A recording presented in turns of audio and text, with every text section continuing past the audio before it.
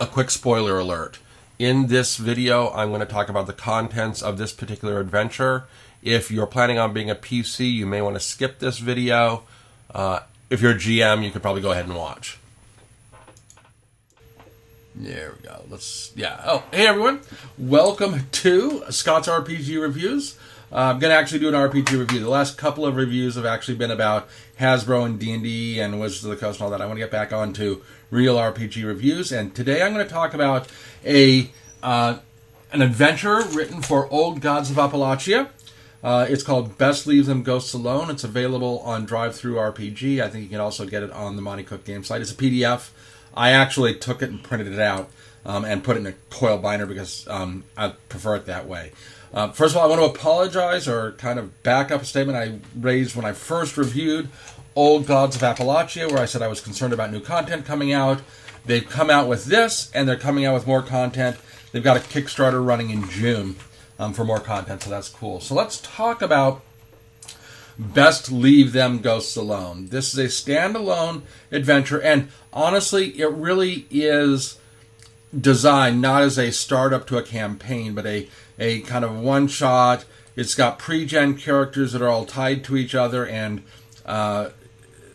it's unlikely that they're going to turn around and be used as part of a campaign. Could be because of one of the characters, probably not. So that's it. I've run this now once. I've got it scheduled for a second time. I ran it for a group of people who had not RPG'd in a long time. One of them had, but one of them said the last time they RPG'd was in 1983, for example. I really, really like this adventure. It takes about 4 hours to run, including I did a 15-minute Cypher System rules briefing beforehand. That's a mouthful. Where I explained the system and how it worked, and I explained the environment. We picked characters and we get started. And the game is written really well. It's set in a town, and it's about a group of friends that get to have an adventure there. You start in the 1900s with a brief kind of vignette that explains some circumstances. Then you forward to 1930 as they're adults. It kind of reminded me of Big Chill in a little bit of ways, and also Stand By Me. Yeah, Stand By Me, that's it. It's not exactly like either of those, but it had that kind of flavor to it, where you got a bunch of friends who were friends younger, and they're coming back and having kind of a reunion. The game is nice, particularly for starter GM, because a lot of it has pre-written read this kind of instructions. So at the beginning it says read this, and it does that. And then it also has timestamps saying, at this point in time, you should be this far along. At this point in time, you should be this far along.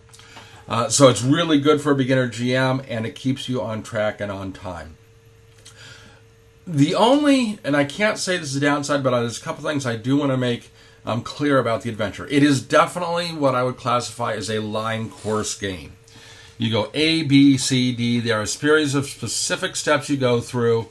And you need to go through them. You start at I don't want to go into too much detail, but you start at a funeral, and then you go based upon what you learn at that funeral, you go somewhere, and then based upon what you learn there, you go somewhere else, and based upon where you go from there, it's a line course, which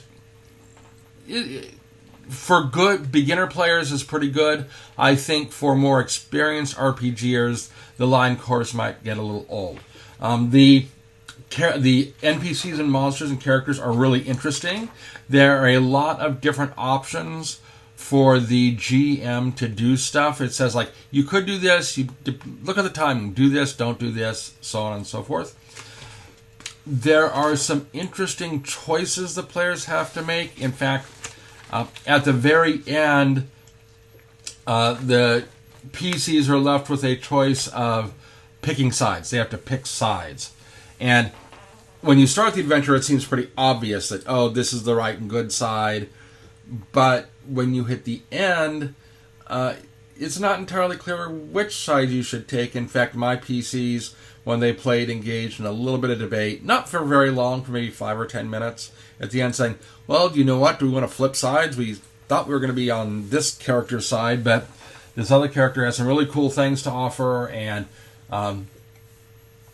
might be useful. So it offers some interesting dilemmas.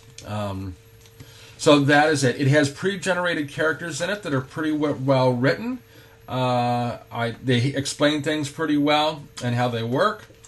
It uses the trifold character sheets, which I really like. It looks like most of the kind of short adventure books are using these trifold character sheets. So that is Best Leave Them Ghosts Alone. It is a 4-hour standalone adventure for Cypher System. I really like it. I think it's really good. If you're looking to introduce people to the system, it's a good way to go.